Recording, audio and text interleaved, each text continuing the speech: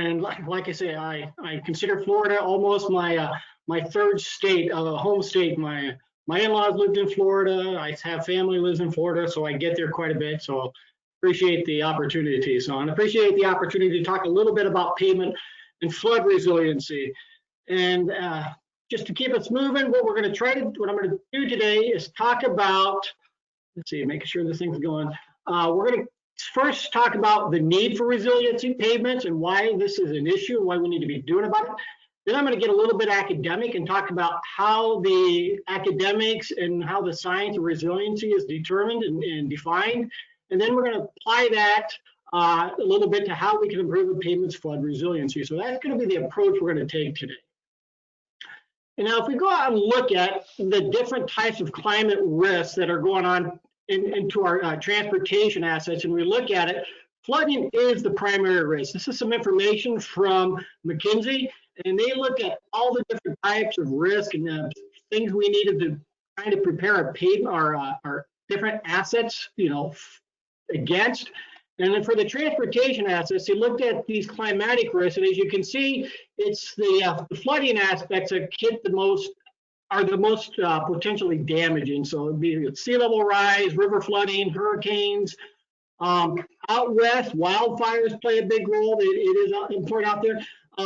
But we need to understand that it's these risks that not only do they impact our budgets also, because every time we have to do make a pavement to fix a pavement or fix any type of infrastructure, it's going to exacerbate the funding gap we already have.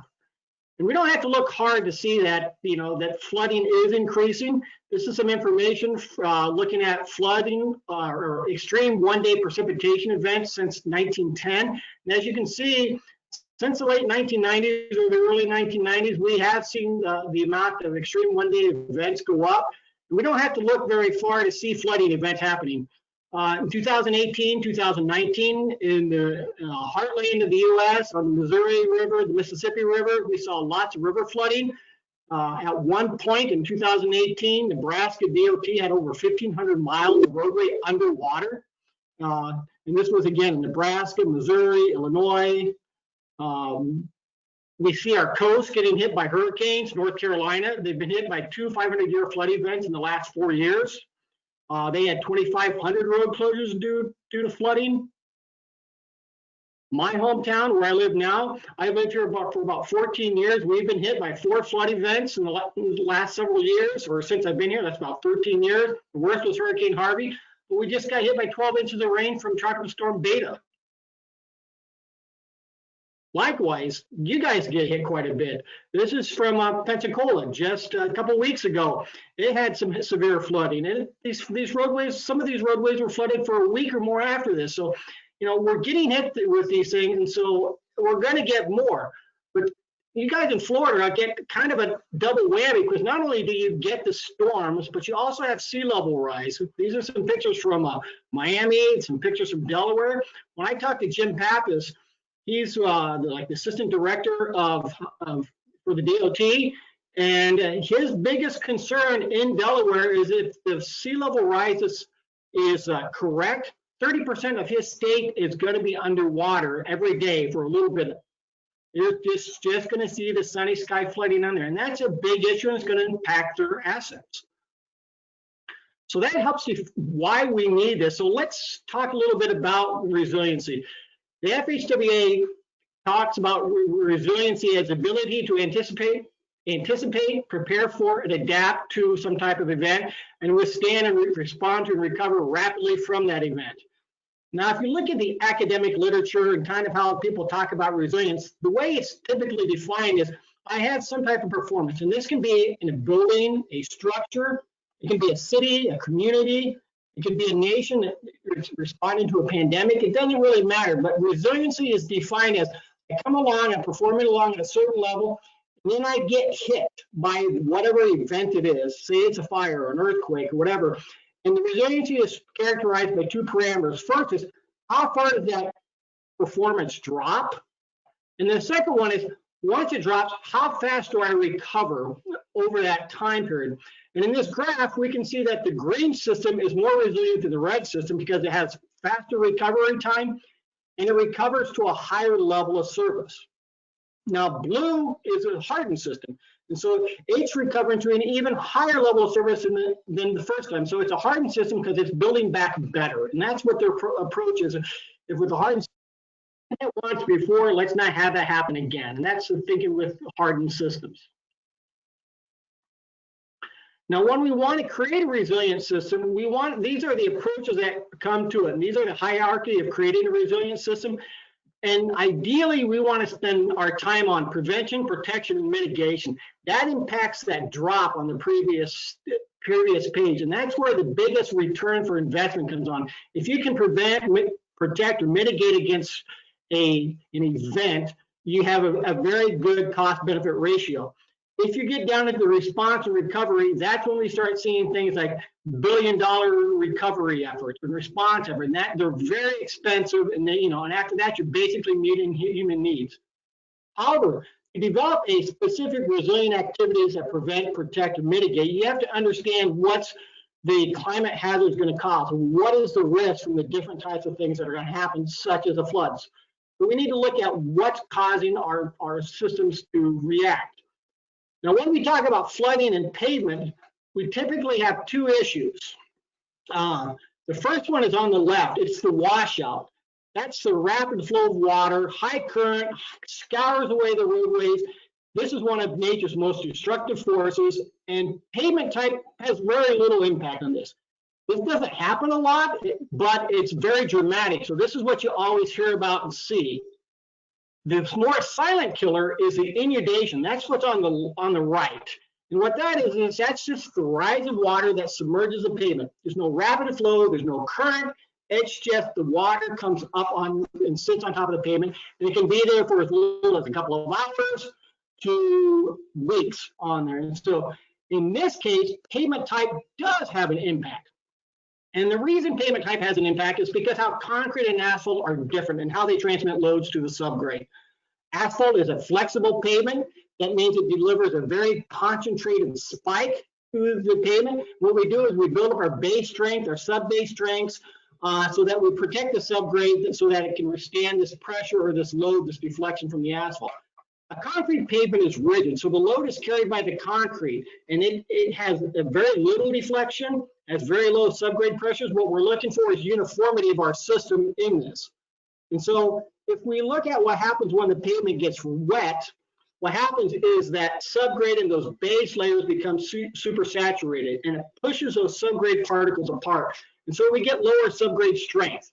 With that lowered subgrade strength, with this high spike in the asphalt system, it's trying to deliver the spike to a much weakened system, and so we lose load carrying capacity. And it takes a while for all those particles to get back together, and it takes about a year to regain strength. So that just reduces pavement life.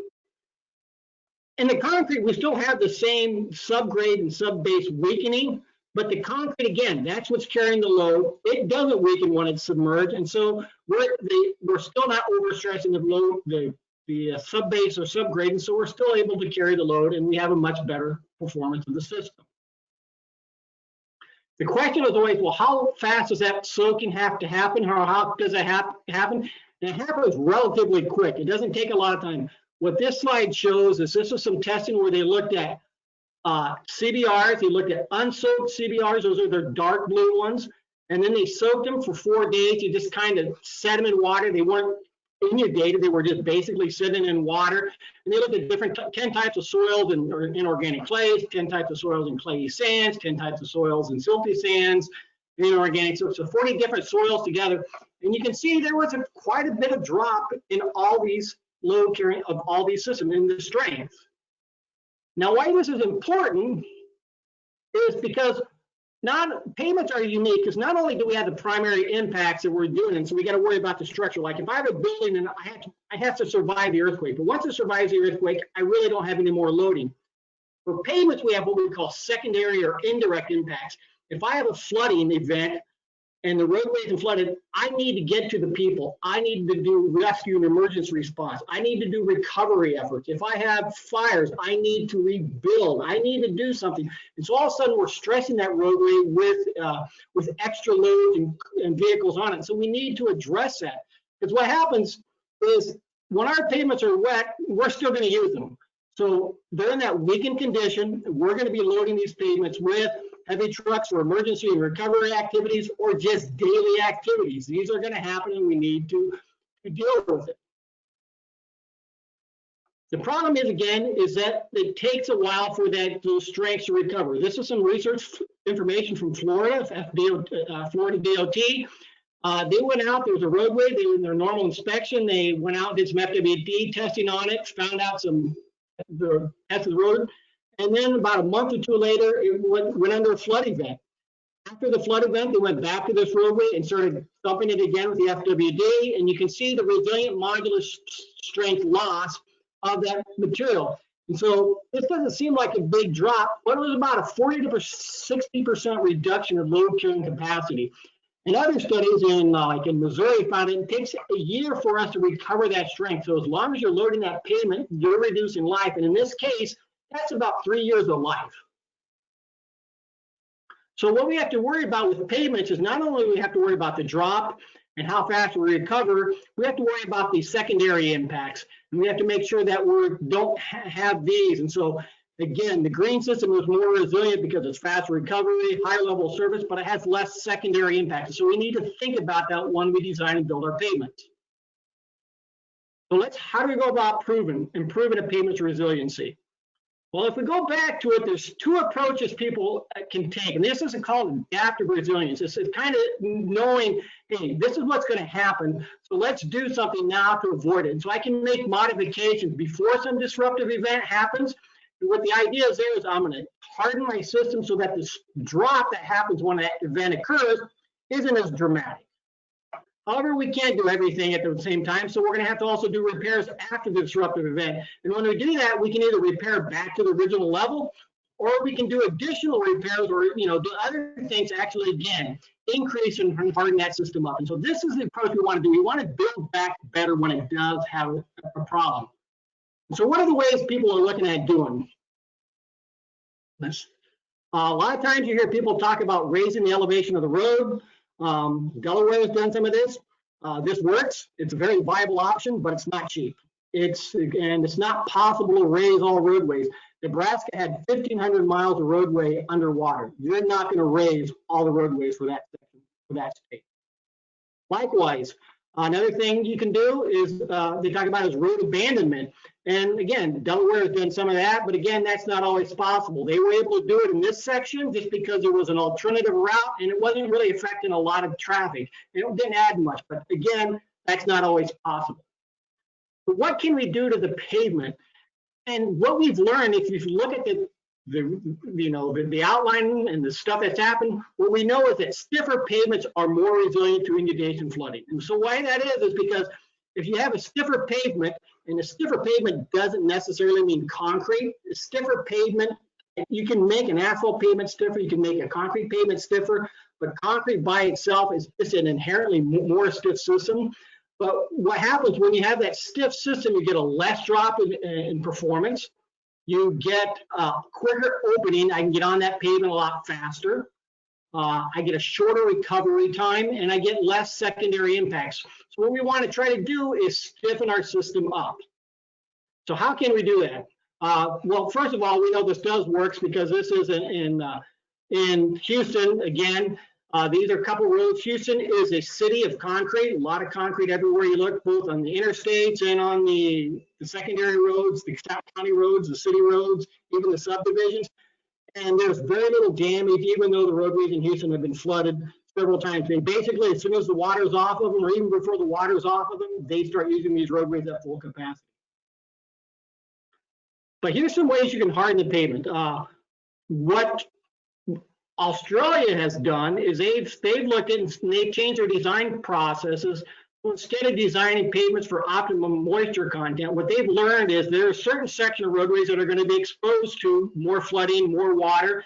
And if you're in those areas where you're going to have a flood potential, they design based on either a 4-day or a 10-day soak CBR. They just design based on that weakened condition. Other things you can do, and we're going to hear about this in the next section, is just build back in concrete. Yacht Harbor in Riviera Beach, Florida, they had drainage issues. but they knew they also had flooding issues, so they just said, we're going to build back in concrete because it is a stiffer system. Here's another way, this is one of my favorites, I'd like to see this used more often, is using a concrete overlays. This helps in flooding in a couple of ways. One is it raises the elevation of the overlay height. So if the overlay, you know, from either 6 to 10 or whatever the overlay height is, you get that extra elevation from the overlay. But you also change the profile of the stress delivered to the subgrade from this really heavy duty spike. You're spreading it all out underneath that concrete pavement. And so all of a sudden now, I had a system before that couldn't take it, but it can take it in this system. So I get a very low pressure. But a lot of times we can't raise the roadway. So if you can't raise the roadway, another option then is doing something like maybe full depth reclamation with cement. It's where you come in, you mill up the existing pavement, you add cement to it, make a stabilized base. It's essentially a very stabilized, hard surface. And that helps spread the load out, but it also minimizes the amount of moisture that can get into the pavement, so it just stays a much stiffer system. So you're stiffening up the system, and that's another approach. So with that, we understand our pavements need to be more resilient. We see flooding happening. We've talked about flooding, but the other climatic risks, you kind of have to address those the same way. Big thing with pavements is you need to account for those secondary impacts. In a lot of places, a lot of climate activities such as fire, tornadoes, that's where your primary damage comes from, is that secondary impact. When you have flooding as your main issue, basically the best thing to do is stiffen up the paving system. If you're designing new pavements, use a lower subgrade strength, build a more stiff system from the beginning. And if you already have a system out there, concrete overlays and full depth reclamation with cement could be used as mitigation and hardening strategies. So with that, thank you very much, and I'll take any questions if we have time.